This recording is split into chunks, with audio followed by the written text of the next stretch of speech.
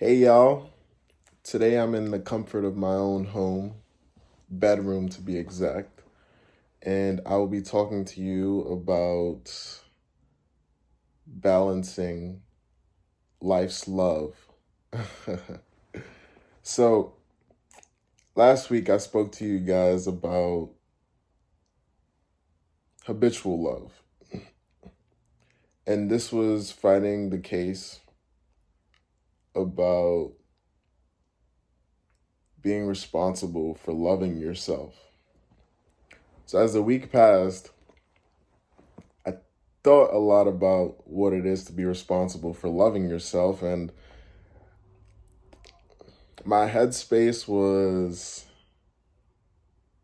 in between self love and selfishness.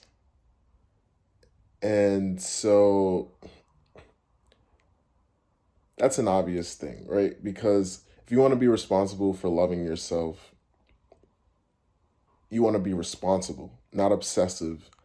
And I think if you become a little obsessive about, okay, like, what am I going to do for myself? How am I going to prioritize myself more? What am I going to do here? You know, then you start to choose a lot of your family and friends and you put them on the back burner. And so you're choosing yourself more. And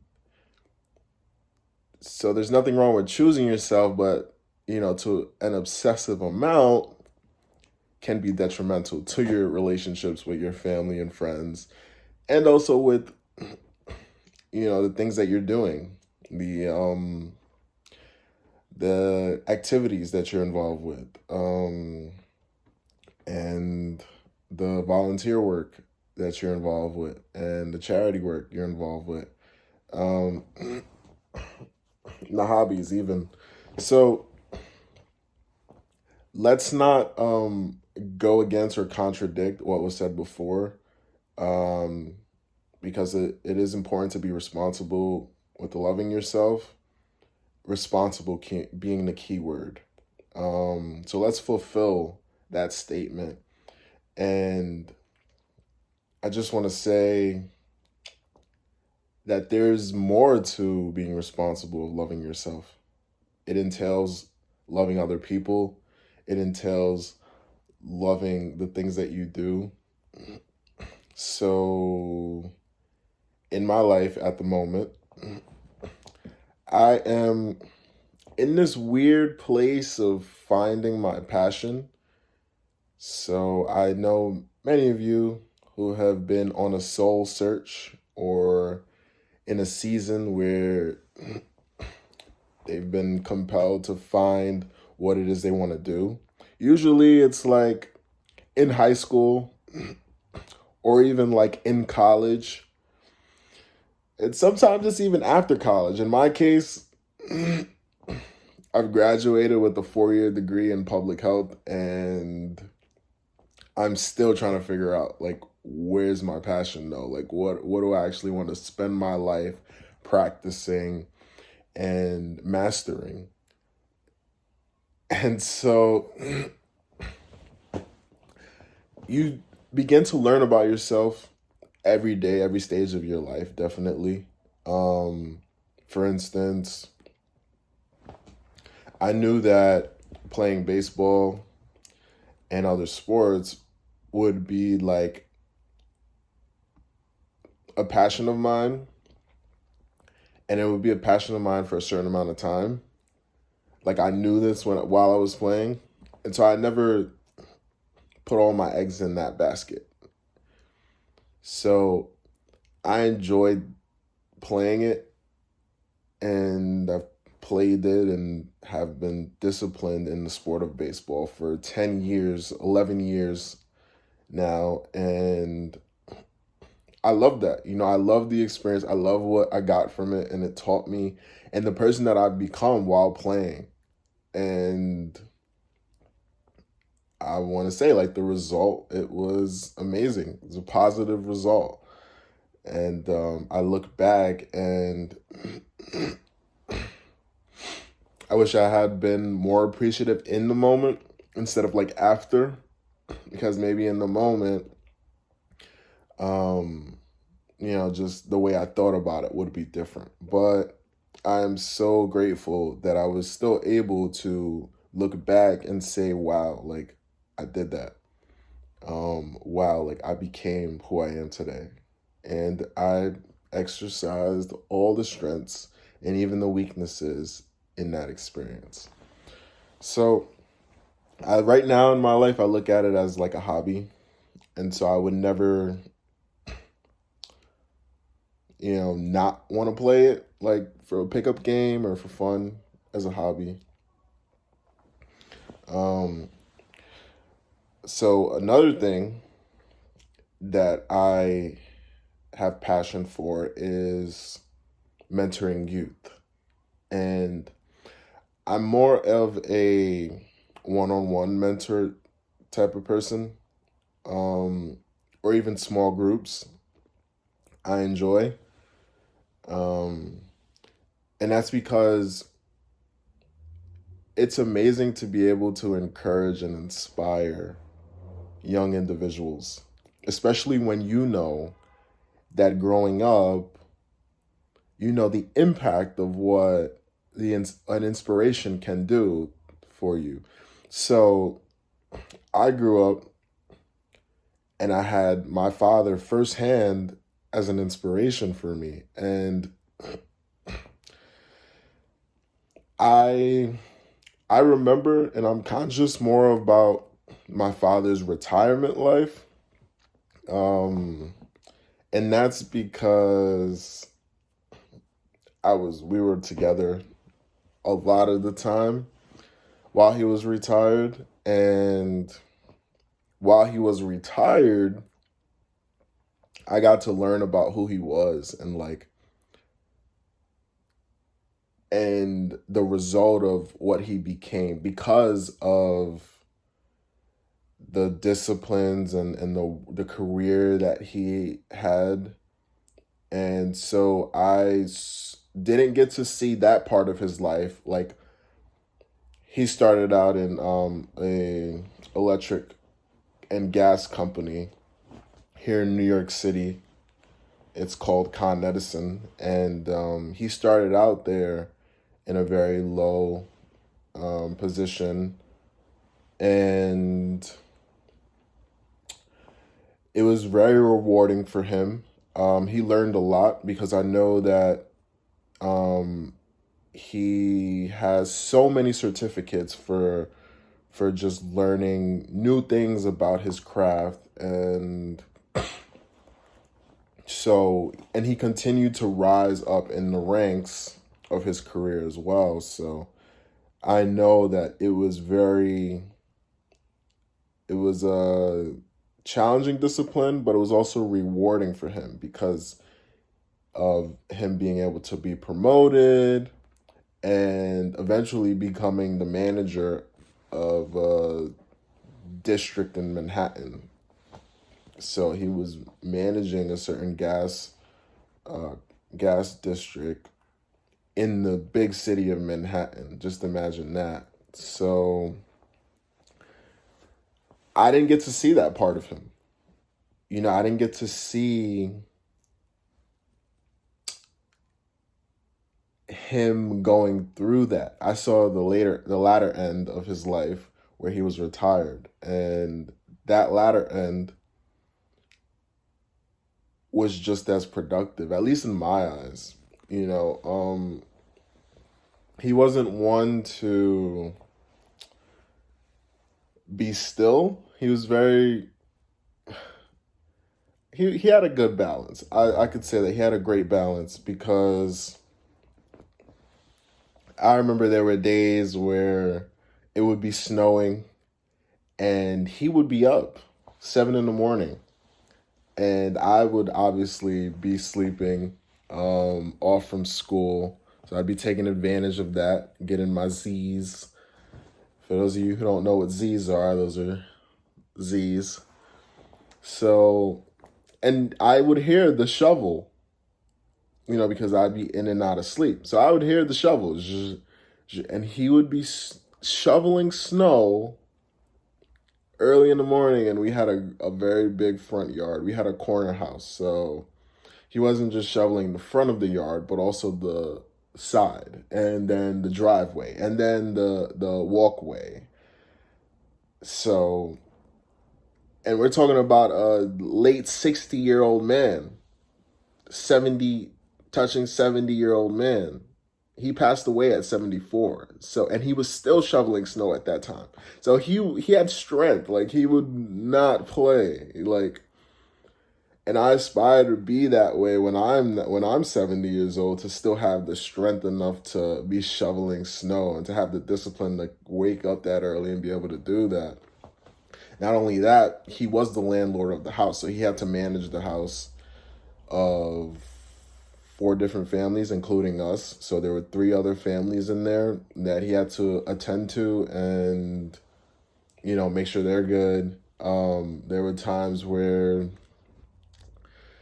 there would be problems in the house, like structural problems or like heating problems or water problems. And this man would fix them on his own. Like, I rarely saw an outside person come in to take care of a problem inside of our house. That was only for like extermination or something, when there was bugs or something like that. But rarely did I see a contractor come and fix our roof. No, my dad took care of it. So we were very familiar with Home Depot. Home Depot was definitely the spot. I love going there for the hot dogs there, and just for the atmosphere of Home Depot. It's so spaced out, and it's satisfying in a way, at least for a kid. And I was in my teenage years, so I was aware of everything that was going on. I was conscious of, like, him having to spend money for this stuff, to take care of the house, and then him having to put in the energy to fix the problems. When he didn't completely know how to do it, he would call a friend, he would call someone to help him who did know. And then the last resort, when there was just no hope or a way of fixing it, or coming to a solution, like for instance the bug problems, he would just call an exterminator, call a professional who was trained to do so. But he would take an attempt at it at himself. I remember when we had bed bugs, and that was like a scare for us. And so, like, my dad, like, made sure he got the bug spray. He got the plastics for the mattresses. He got the bombs where, like, you put them in the room or in the house. You bomb the house, and then you got to leave the house.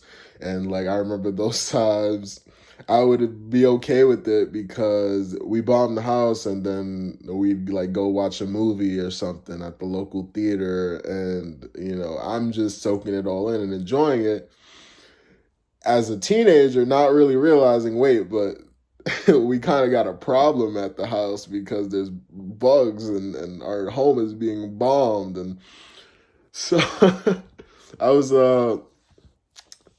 I like to be caught up in a lot of distractions as a kid. That's what it was. But I was not as conscious as I should have been of, like, okay, like, my dad's probably a little stressed out right now because of that problem at home. That's probably not something that's wanted, to know that your house is being bombed because of an invasion of bugs in our mattresses. Oh, man. The problem would affect me as well because I'd be sleeping on these mattresses. And I remember one day waking up with, like I got a group of like 20s of bites on my chest, on my arms, and I'd wake up like, what is going on here? Like, Dad, what are we,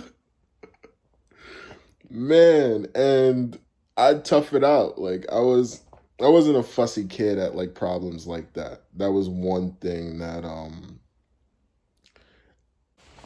So, yeah, I was never like a fussy child where like, I'd complain about things. I was never that complainer type of child. Like I just go with the flow. I'd wake up with the bug bites and just show my dad, make sure he knew like what was going on, and then I just, all right, I'm gonna go play outside, Dad. See ya. Like so, looking back, like I could see, like if I was my dad, I would appreciate that my child wasn't so like complainy or fussy. He was kind of aware of things, but he wasn't so like fussy and he didn't complain about things much. I would appreciate that, like as a dad. So yeah. Um, my father was a great individual though. A wonderful father. Um, there were some marital issues, and my parents ended up divorcing and all that jazz. But one thing, my father was very loyal. Um, he fought for me during like the divorce period, and so ended up like even though the courts um leaned more towards my mother's side, he like still like he broke a lot of the agreements and still like made sure I was in his care and around him more, and I like to see that as a child, like being fought for. I appreciated his loyalty. Um, so yeah. So when I think about like the other balances of love, and so that's what this whole thing is about, right? Like, yes, we're being responsible for loving ourselves and prioritizing ourselves, but it's also important to be aware of like your family and friends, the other parts of your life that deserve love as well. And so, in these 5 to 7 weeks that I had said that I would be more responsible with loving myself, I'm also thinking about other things. Like, because you get to a point where you just get overwhelmed with just like you being self centered, You get overwhelmed with just being like in a selfish mind state or an obsessively selfish mind state where it's just like, okay, like, I'm going to think about myself now and I'm going to do what's best for me in this moment, and then the next moment, and then the next moment after that, and then the next moment after that. And then the end of the day comes and it's like, well, did I interact with my friends? Did I speak to my mom today? Did I like find my passion and what I want to do and like how I could help other people, and did I like get to, like you kind of just find yourself working in your own bubble, and it's not really satisfying, because I believe that naturally every human being has this like intricate inclination to help others. And at least for me, I want to be of assistance to other people. I want to be of service to other people. I want to be a friend, a son, and a mentor to others. So that's what I've like noticed since last week. Like that first day, I was so caught up in my own bubble, and I'm just like, no, like to be responsible for loving myself means to share moments with other people. This past weekend, I hung out with the kid that I'm mentoring, and we went to the Museum of Natural History. Wow, yo, that museum is so amazing. Like being 23 years old and going to that museum is like so eye-opening, because you never really notice it when you're young and you're going on these school trips and you're seeing all these things and you're just like, why are we even here? Like, where are the snacks? Please bring the snacks. Like, you're just happy to be outside of school for the moment. You know, you're not really like into like the history of this stuff. But like when I went at 23, oh my God, the things that I saw, it really like, it really touched my heart because I enjoyed it. I was interested. I was interested in the Indians, the Asian culture. I was interested in the planetarian area, the the African animals. I was so interested, and I'm like, I had missed out on so much. I had missed out on so much. Ah, I'm kind of like disappointed in myself for like missing out on all this goodness of life, and now I'm like starting to experience it.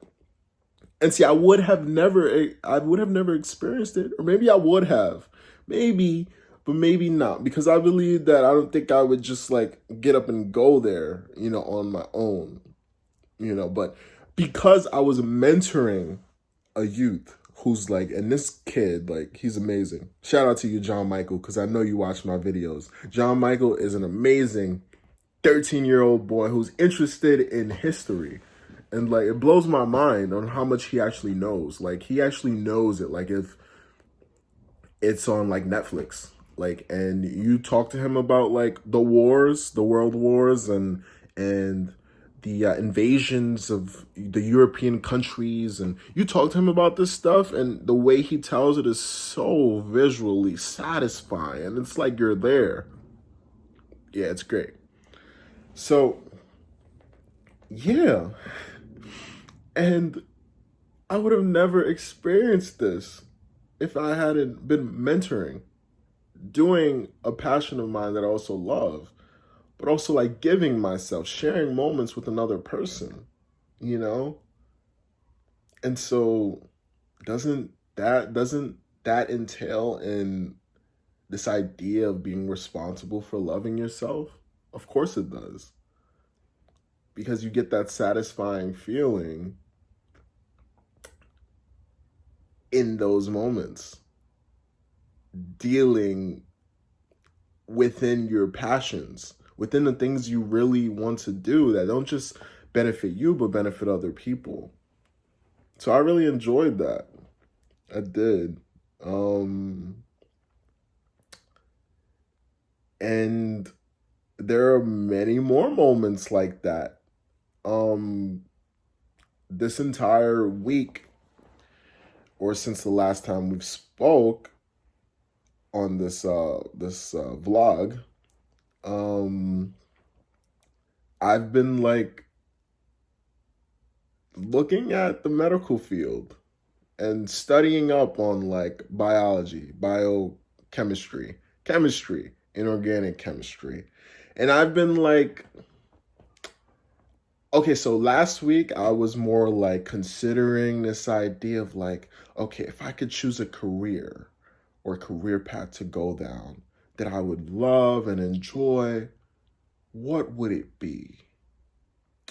And so I started thinking about law, school, being a lawyer, medical school, or being a doctor, and even engineering, which these three, they interest me. Like I like that'd be cool. Like because so when I think about like mentoring and um acting, which is another like hobby of mine. It's like a personal hobby, like what I like to do because of like the personal benefits it gives. So when I think about like acting and mentoring, it's so satisfying. But it's not like a discipline or something that I would want a career in per se. Because when I think about like mentoring, I think about like really giving myself and like helping another individual. Like I think about how it would be most effective when it comes to like or sharing to this world, offering a service to this world. So I think about mentoring, but I wouldn't necessarily want a career in mentoring where like I'm getting paid and I'm like, like, and then it becomes like a business, and then it becomes something else than actually like one-on-one mentoring a youth who like looks up to you and like, he depends on you in a certain amount, and you're a youth that you're responsible for. So I don't necessarily like want a career in mentoring. I thought about that. But I would definitely mentor. I would take out time during my schedule, like every week, every 2 weeks, or at least once a month to mentor a child, to spend time with him, to go to a museum with him, do something that he's interested in doing, and be able to give myself in that way. And that's what I believe is love as well. So, yeah. Then I think about acting and like the personal effects that it does for me is that like, so when I started acting was when I was a child, and I was interested in, I told my mom, and my mom really wanted me to get involved because she's very like hopeful and optimistic and positive, and she's a dreamer, and she wants me to live out my dreams. So she put me in acting when I was younger, and we had hopes and dreams for this thing, that I'd be like the next star, or like the next Denzel Washington or something. And I've become really good at acting. I'm not gonna lie. Like I'm really good, uh, because I have like a versatility when it comes to like the range of emotions that I could go through, from sadness to happiness, disappointment to pride, and just all around, anxiety to calmness. So I'm very like fluid in my emotions, and so I bring that on into the table. Like I bring that to the table when it comes to acting. When I go to acting classes, or whenever I go to like casting directors nights, I do my thing because that's like a mastery of mine. Like I haven't done acting consistently, but like I've learned so fast in it, and it's helped me grow emotionally, or it's helped me assess my emotions, but like become the master of my emotions, really. So that's why I love acting, and I would continue doing acting. I would continue taking classes, going for auditions, and mastering my emotions through acting. Like, why not? Because it's something that I love doing, and so that's what I'm gonna do. So I'm not saying that I wouldn't take like a opportunity. Like I'm taking an opportunity if I get an opportunity. Okay. Like what I'm saying is like I'm not putting all my eggs in that basket. So last week I'm thinking, okay, so these are things that like are my hobbies, or like skills that I've mastered. Cool. But what's like my discipline? What is it that like I want to like stride for, like when it comes to reaching achievements, becoming better at, learning more about, esteeming, kind of like how my father did in the Con Edison company. Um, he started out at a low level. I think he was digging holes for Con Edison. When you see, for those of you who aren't in New York, I don't know if you've ever seen like electric or gas companies, and the workers for them go out in the streets and they dig holes because they're usually dealing with like the electric wiring down below or the gas pipes down below. And so my father was one of those diggers who would dig those holes. And so he started out at that level. Now, it didn't stop there for him because he realized that he was in a organization that allowed him to grow and get better. And so he went to classes to get better. He recognized all the heights and the goals that he could reach to, and he studied, he took tests, he went to school, he passed certificates, and he got up there in a level because of his education, but also his experience. He was there for like 25 plus years, and he eventually became and retired as a manager for like those 5 years. He was a manager for 5 years. So I kind of want that for myself. Like, I want that discipline where I can stride, get better at, learn more about, and evolve in that discipline. And I can say it's my own, something that I've worked for. And while I'm doing that, inspire those that come after me, encourage those that come after me, become the living testament to what it is to have faith, become the living testament to what it is to put your money where your mouth is, become the living testament of what a teacher should be, someone who is a master in a certain field to be able to teach it. So I want that for myself, and I've been praying to God. So that's one thing. For new viewers, I'm a Christian, and I'm a heavy believer in the Lord Jesus Christ.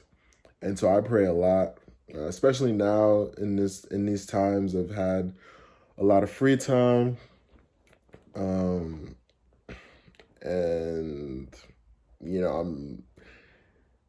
I don't have any outside responsibilities like work related, because I do have other responsibilities that I attain to, and I make sure that I keep up with, like this basketball league I'm involved with, the football league I'm involved with, weekly counseling, weekly Bible studies, and weekly mentoring. So I'm still active and proactive, and I have a life outside. But the reason why I brought this up is because I've had a lot of time to think and pray to God, like, what is it you need me to do? Like, how can I be of service to this world? How can I help other individuals? Like, how can I be a leader, in my own craft? What is my own craft? And so when you have a relationship with God, you start to learn about like what gives you peace, what doesn't give you peace. You start to learn about like what gives you joy, what disappoints you. And you understand like all of these is a part of the Christian walk. It's a part of life. Dealing with dire circumstances, trials and terrors, it's all a part of life. Fulfilling goals, achieving things, growing, it's all a part of life. And so there's a balance in life that we all have to consider. And as a Christian, as a believer in the Lord Jesus Christ, I like come to terms with a lot of things really quickly because the Lord has been faithful. And so I know like what are distractions and what like I don't need to be involved with. And I also know like what I am interested in and what I'm not interested in. And so that's why I'm able to tell you like, oh, like acting and mentoring, like that's something I could see myself doing, but not as like a career, you know. And so what I do believe I could do as a career and what I'm standing on faith with is becoming a surgeon. And I believe this because I believe it will be the most rewarding and most effective field that I could give my own service to.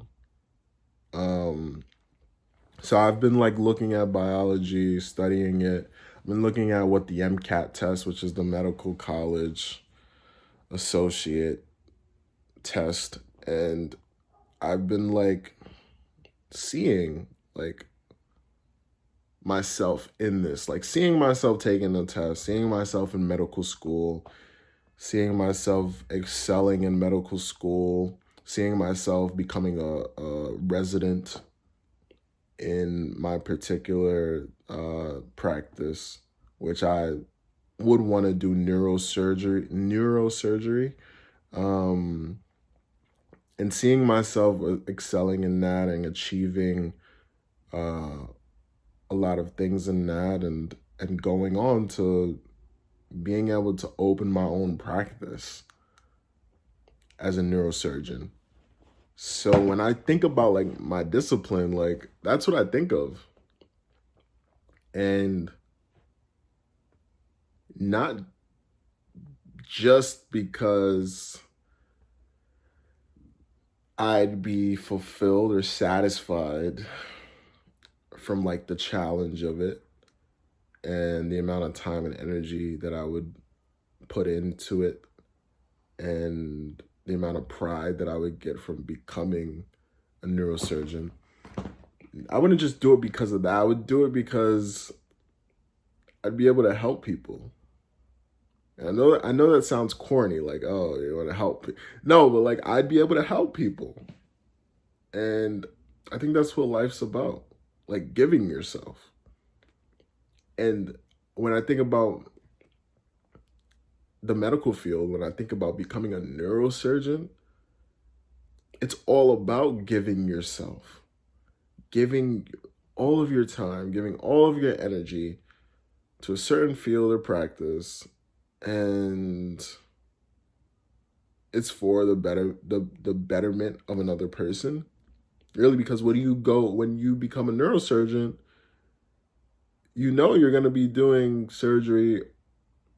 neurosurgery on brains, on spines.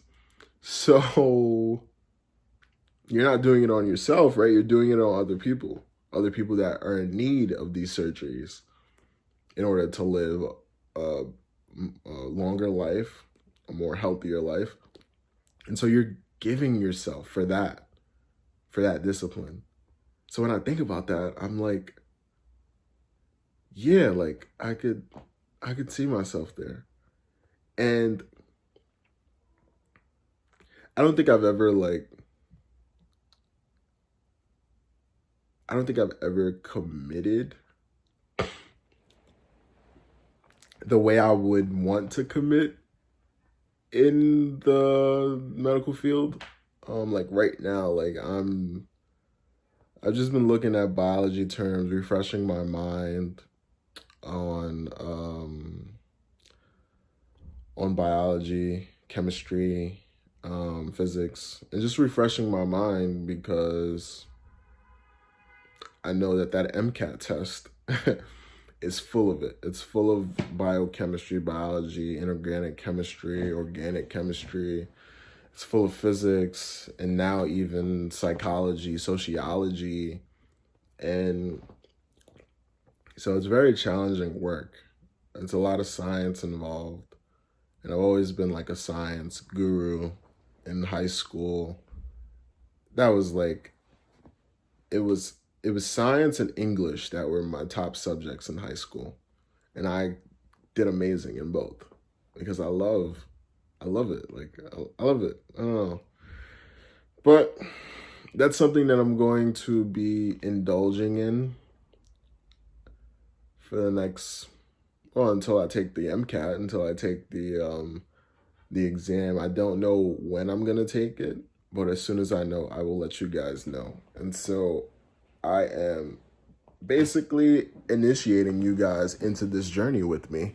So you're not only gonna get to know about my life and what I think about life, but you're also gonna get to see my journey to taking the medical exam.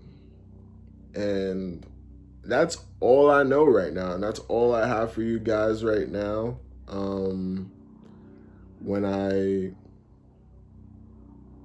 when I do get inspiration, because I'm a creative and I like I like to be inspired. When I do get some inspiration or a cool story, a cool experience with someone or encounter with another person, I'll definitely let you guys know. I'm just getting a little loud because it's helicopter outside. I'll definitely update you guys because I want you guys to feel like a part of the family. We're a family now. You are my family, okay? You are my family now. Okay. And family. Like the mafia. there there won't be any like violence done within this family. There'll just be a lot of good times, information given, a lot of stories, and you guys will also get to see my walk with the Lord Jesus Christ. I love saying that. Like, that's so satisfying. The Lord Jesus Christ. The Lord Jesus Christ. The Lord Jesus Christ. The Lord Jesus Christ. Like, it's so satisfying. Oh man, I love him. But yeah, so I hope you guys get a taste of like who I am and who you're watching. If you guys have any questions, comment down below. If you guys like the video, like down below. If you guys want to watch another video, there's the link. um, and I hope you guys stay tuned. And thank you so much for your support. Continue to subscribe. And that's one way that I know that I'm doing a good job.